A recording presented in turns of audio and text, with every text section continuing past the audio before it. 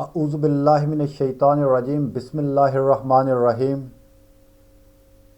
दोस्तों, आज हम बात करेंगे बायोकेमिक अद्वियात के बारे में। बायोकेमिक अद्वियात फ़ी ज़माना होम्योपैथिक सिस्टम ऑफ मेडिसन में शामिल हैं। दर हकीकत इसकी बुनियाद बायोकेमिस्ट्री है, यानी बायोलॉजी की शाख बायोकेमिस्ट्री है। 1870 ईस्वी में जर्मन में होम्योपैथिक डॉक्टर शुसलर ने एक कानून मुतारफ़ करवाया कि जिन अज्जा से इंसानी स्ट्रक्चर तामीर हुआ है, इंसानी बॉडी बनी है या उसके अज़ा बने हैं, अंदरूनी हूँ या बैरूनी हूँ, अगर उन अज़ा में किसी जुज़ की कमी हो जाए जिससे वो तामीर हुआ है, या एक से ज़्यादा अज्जा की कमी हो जाए जिनसे वो बॉडी तामीर हुई है या बॉडी बनी है या कोई उज़्व बना है, तो नतीजतन वो अज़ा पर कुछ अलामात उसकी कमी के नतीजा में ज़ाहिर होंगी, जिनको बीमारी का नाम दे दिया जाता है। डॉक्टर विलियम शुसलर के इस कानून को आज तक दोनों बड़े तरीका है इलाज, एलोपैथिक और होम्योपैथिक, अपनाए हुए हैं। होम्योपैथी में तो एक लाफ सिमिलिया है, यानी बिल मिसल कानून के तहत। दूसरी तरफ बायोकेमिक अद्वियात भी होम्योपैथिक में ऐड हैं। डॉक्टर शुसलर ने यही कानून दिया कि जिन नमकियात से, जिन साल्ट से, जिन मिनरल से या जिन एलिमेंट्स से इंसान बना है, उनकी कमी बेशी का नतीजा बीमारी है। अगर उनकी कमी को पूरा कर दिया जाए तो बीमारी का वजूद नहीं रहता, या जिन अलामात के मजमुआ को बीमारी का नाम दिया जाता है वो मजमुआ अलामात ख़त्म हो जाता है। लेकिन अफसोस कि बायोकेमिक तरीका इलाज डॉक्टर शुसलर तक ही महदूद रह गया। महदूद रहने से मुराद मेरी ये हरगिज़ नहीं है कि उसके बाद उसका मुतारफ़ करदा तरीका इलाज ही ख़त्म हो गया, बल्कि मेरी ये मुराद है कि उसमें वुसअत नहीं आई। डॉक्टर शुसलर के दौर में उसने 12 साल्ट्स को इंसानी अज्जा करार दिया, जिनमें calcium, magnesium, phosphorus, potassium, chlorides, fluorides, sodium और सिलिकॉन वगैरह शामिल हैं। कुछ तो कंपाउंड उसने तकरीबन कंपाउंड हालत में ज़िक्र किया, जैसे कैल्शियम और फास्फोरस के मुरक्कब को कैल्शियम फास्फेट या कलकेरिया फास के नाम से मुतारफ़ करा दिया। आयरन को फास्फोरस से मिला के फेरम फास के नाम से मुतारफ़ करा दिया, यानी 12 नमकियात मुतारफ़ कराए। क्योंकि उस दौर में ये 12 टिश्यू साल्ट दरियाफ्त हो चुके थे और उनकी इंसानी बॉडी में मौजूदगी साबित हो चुकी थी, और उनकी कमी के नतीजा में भी कुछ अलामात पैदा हो रही थी जिनको बीमारी का नाम दिया जा रहा था, और कुछ उनकी ज़्यादती के नतीजा में भी पैदा हो रही थी। इस कानून को लेकर आज तक एलोपैथिक तरीका इलाज में कैल्शियम की कमी को मद्देनज़र रखा जाता है। कैल्शियम की कमी की अलामात, कैल्शियम की वजह से पैदा होने वाली बीमारियां, जिनको मुख्तलिफ नाम दिए जा रहे हैं, लेकिन बेसिकली वो है तो हाइपोकैल्शीमिया है या हाइपर कैल्शीमिया है। महदूद इसलिए कह रहा हूं कि डॉक्टर शुसलर ने एक तरीकाकार और नमकियात जो उस दौर में बॉडी में पाए गए रिसर्च ने साबित कर दिए थे, उसी तक बस 1260 तक ही महदूद हैं। हालांकि खालिक़े कायनात ने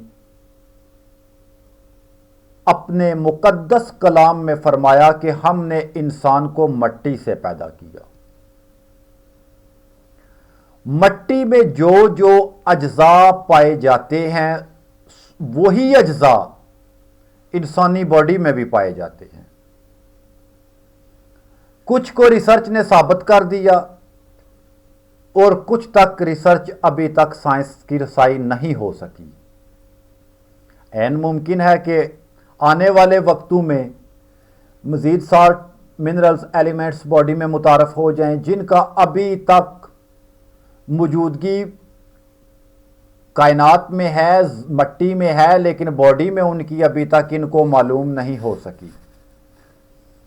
लेकिन एक कानून हमारे पास है कि जो जो मट्टी में पाया जाता है, इंसान की तहलीक मट्टी से हुई, सो इंसान में भी पाया जाता है। इसकी मिसाल, मट्टी में कैल्शियम पाई जाती है, बॉडी में कैल्शियम पाई जाती है। मट्टी में मैग्नीशियम मौजूद है, इंसान में मैग्नीशियम मौजूद है। मट्टी में फास्फोरस मौजूद है, इंसान में फास्फोरस मौजूद है। अभी तक तकरीबन 32 के करीब एलिमेंट्स हैं जिनको रिसर्च ने साबित किया कि ये बॉडी के अंदर हैं, मौजूद हैं। मसलन calcium, magnesium, phosphorus, potassium, chlorides हैं, fluoride, sodium, silicon, chromium, copper का टेस्ट भी हो रहा है लेबॉर्ट्रियों में, आयोडीन का टेस्ट हो रहा है, आयरन का टेस्ट हो रहा है, मैंगानीज है,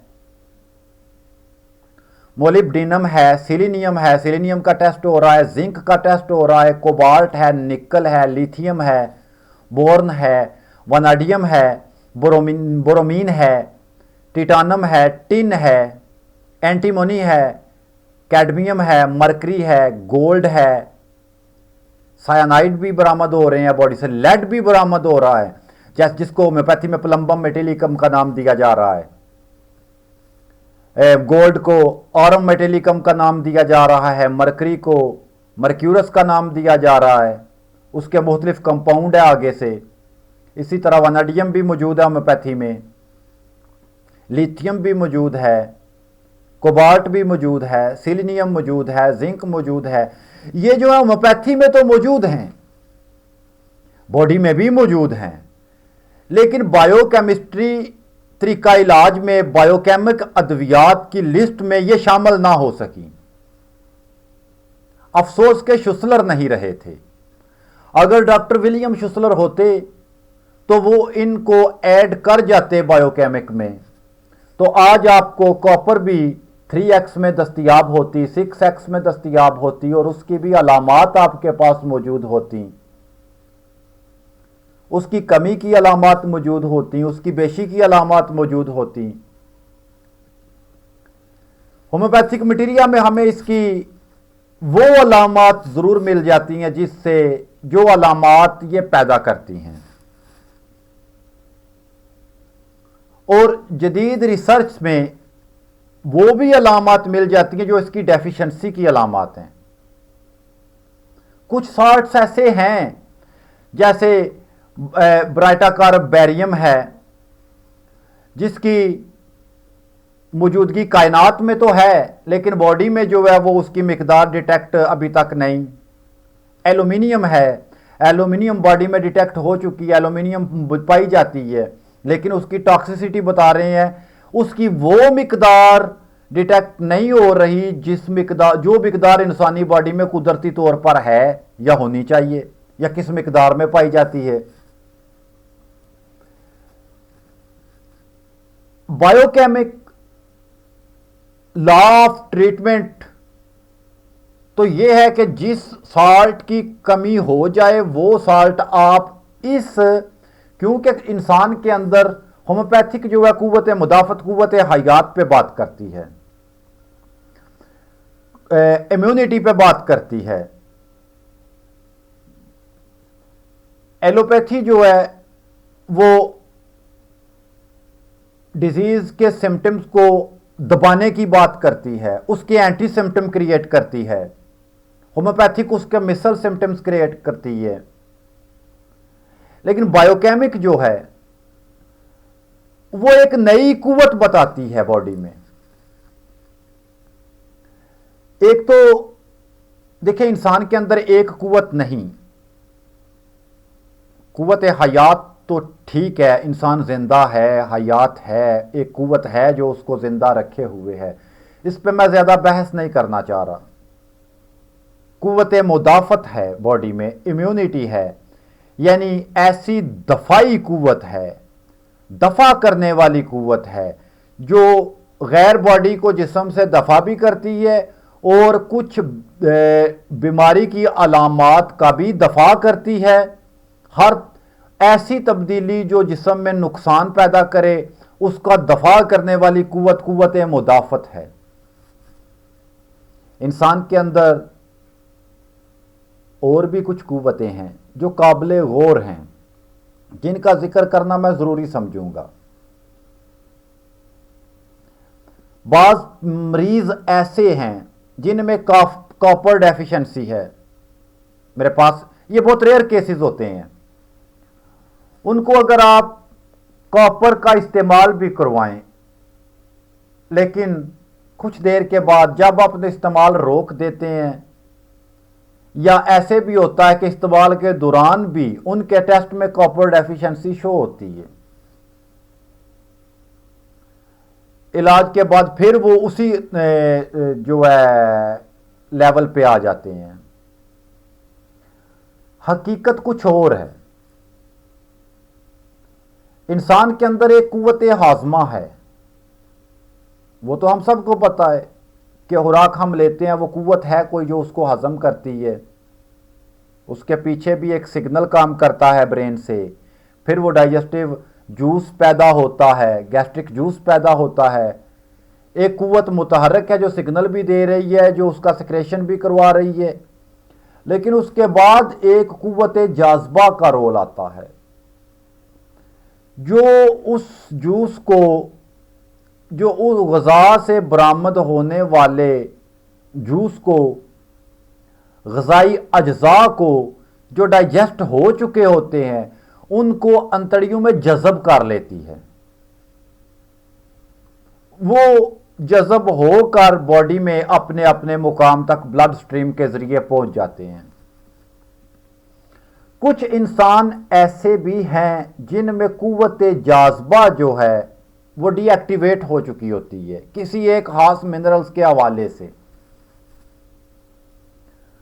और उसी एलिमेंट की कमी उनमें पाई जाती है, उसी की अलामात पाई जाती है। उसी के नतीजा में वो मुख्तलिफ बहुत ज़्यादा मैंने एंडोक्राइन सिस्टम में जो है देखा है कि एंडोक्राइन सिस्टम में जो बहुत ज़्यादा, बहुत हद तक मिनरल्स की कमी जो है वो पाई जाती है, कोई ना कोई एलिमेंट डिस्टर्ब होता है।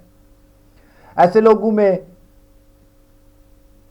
बाज तो हार्मोन थेरापी पे आ जाते हैं, हालांकि अगर उसका मुतलका एलिमेंट उसको, मिनरल उसको दिया जाए तो उससे भी अलामात कवर होती हैं, लेकिन कुछ अरसा के बाद फिर वो अलामात आ जाती है या उसकी मिकदार जो है बहुत ज़्यादा उसको इस्तेमाल करवानी पड़ती है। दर हकीकत उसकी कुव्वत जाज़बा बहुत ही कमज़ोर होती है। डॉक्टर शुसलर ने हमें ये कानून दिया, तरीका इलाज मुतारफ करवाया कि अगर आप इसी साल्ट को हाम हालत में डायरेक्टली या मुतलका इतनी मिकदार में कि जिससे वो अपने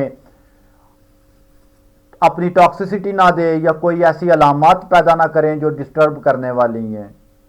इन सब को तर्क करके उसने एक कानून दिया कि अब अगर आप किसी टिश्यू साल्ट को ट्रिचुरेट करके उसको इस कदर लतीफ कर लें, उसका कहना लताफत है, ये बात बड़ी काबिले गौर है कि होम्योपैथी में अमले तकलील है कि दवा की कलील मिकदार इस्तेमाल की जाए। शुसलर उसी कलील मिकदार को लतीफ़ कह रहे हैं, यानी लताफत हो, कसाफत नहीं, कसीफ मिकदार नहीं, लतीफ़ मिकदार में वो उसी मिनरल्स की मुतलका कुव्वत जाज़बा को एक्टिवेट बॉडी कर देगी। उसके इस कानून ने अपना आप साबित किया, वर्ल्ड हेल्थ ऑर्गेनाइजेशन ने उसको तस्लीम किया, हत्ता के बायोकेमिक अद्वियात, बायोकेमिक तरीका इलाज को तस्लीम किया। इसके बानी, इसके फाउंडर एक होम्योपैथ हैं, उन्होंने वही ट्रिचुरेशन का कुलिया अपनाते हुए मिनरल को एक लतीफ़ मिकदार में ले गए। मिकदार उसकी ख़त्म नहीं, लताफत पे गए, 6x पे गए, 12x पे गए, 1x से शुरू हुए। अगर बॉडी को बहुत ज़्यादा ज़रूरत थी तो बहुत ज़्यादा उसकी मिकदार दी। मैं आप यहाँ पे एक अपना तजर्बा शेयर करता चलूँ। मेरे पास एक केस आया कैल्शियम डेफिशिएंसी का। पेशेंट दर हकीकत वो पैराथायराइड का केस था, एंडोक्राइन सिस्टम का केस था। कैल्शियम लेवल उसका इंतहाई लो हो जाता था। कैल्शियम के बगैर उसकी यानी कि जिंदा रहना या उसकी जो ये बहुत ज़्यादा हद तक प्रॉब्लम बन गई थी कि सीवियर केस था कि कैल्शियम की कमी किसी सूरत में उसकी पूरी नहीं हो पा रही थी। कैल्शियम वो बहुत ज़्यादा टैबलेट फॉर्म में भी ले रहे थे, बाज़ औक़ात तो कैल्शियम ग्लूकोनेट इंजेक्शन भी लगवाने पड़ते थे उनको, इस तरह की भी पोजीशन हो जाती थी। मैंने जब उनकी अलामात का मुशाहिदा किया तो उसमें कैल्शियम कार्बोनेट की कमी पाई गई। कैल्शियम कार्बोनेट, वैसे कैल्शियम कार्बोनेट भी वो ले रहे थे टैबलेट फॉर्म में, लेकिन अलामात भी ये बता रही थी कि इसको कैल्शियम कार्बोनेट की कमी है, लेकिन कैल्शियम उसकी बॉडी में ठहर नहीं रही थी, अब्जॉर्ब हो जाती थी, ख़त्म हो जाती थी, इस्तेमाल हो जाती थी, लेकिन जो ग़ज़ा से कैल्शियम होती थी वो सेव नहीं होती थी। मैंने उसको कलकिरिया कार्ब की सिंगल डोज दी 12C में, 12C में कलकेरिया कार्ब की सिंगल डोज दी तो उसके बाद उसकी अलामात में कमी आ गई। लेकिन जब मज़ीद उसकी अलामत बढ़नी शुरू हुई ना, तो मुझे ये एहसास पैदा हुआ कि इसको अब कैल्शियम की मज़ीद ज़रूरत है। मैंने उसको कलकिरिया कार्ब जो है वो 6x में दे दी। मैं एक अपना तजर्बा शेयर कर रहा हूं, मैं आप पे कोई कानून नहीं ठोंस रहा।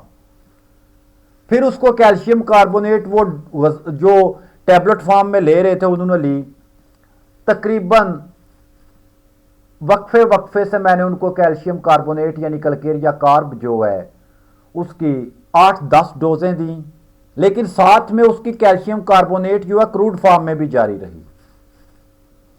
कैल्शियम कार्बोनेट कलकिरिया कार्ब 12C ने तो उसकी कुव्वत जाज़बा को एक्टिवेट कर दिया और कैल्शियम उसने ग़ज़ा से भी स्टोर करनी शुरू कर ली।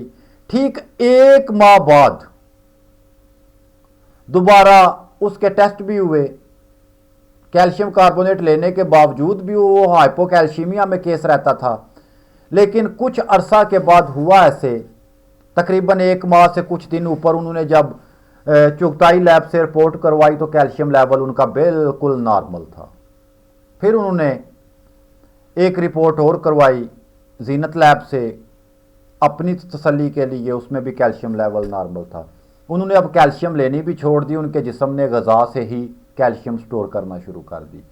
यानी अलमुख्तर किसी भी मिनरल्स की, किसी भी एलिमेंट्स की कमी जो है उसको पोटेंटाइज फॉर्म में या ट्रिचुरेशन फॉर्म में या बायोकेमिस्ट्री के कानून को मद्देनज़र रखते हुए अगर आप वो देते हैं तो उससे उसकी तमाम अलामात ख़त्म हो जाती हैं। यानी बायोकेमिक साल्ट जो है, टिश्यू साल्ट जो है, वो मुतलका ही जो टिश्यू साल्ट है उसकी कमी को दूर करने के लिए एक जिस्म में जो कुव्वत जाज़बा है वो मुतहरक करता है। आप वही साल्ट ग़िज़ा से ले लेते हैं। आपकी ग़िज़ा में जिंक भी है, पोटाशियम भी है, कैल्शियम भी है, फास्फोरस भी है, सभी मौजूद हैं। लेकिन अफसोस कि हमारी फार्मेसियों ने इसको 12 टिश्यू साल्ट तक महदूद रखा। हालांकि ये टिश्यू साल्ट 12 नहीं, हरे टिश्यूज में और भी साल्ट हैं। जिंक भी टिश्यू साल्ट है, सिलेनियम भी टिश्यू साल्ट है, टिटानम भी टिश्यू साल्ट है, कैडमियम भी टिश्यू साल्ट है, मरकरी भी, आयोडीन भी टिश्यू साल्ट है, कोबाल्ट भी टिश्यू साल्ट है। इनको ट्रिचुरेशन फॉर्म में जो है वो तैयार नहीं किया जा रहा। इनको ये बायोकेमिक समझते ही नहीं, इनको बायोकेमिस्ट्री का हिस्सा समझते ही नहीं, हालांकि ये भी बॉडी में पाए जाने वाले एलिमेंट्स हैं। अगर शुसलर जिंदा होते तो वो इन तमाम साल्ट को मुतारफ कराते, इन तमाम साल्ट को वो ट्रिचुरेट करके वो इस्तेमाल करवाते।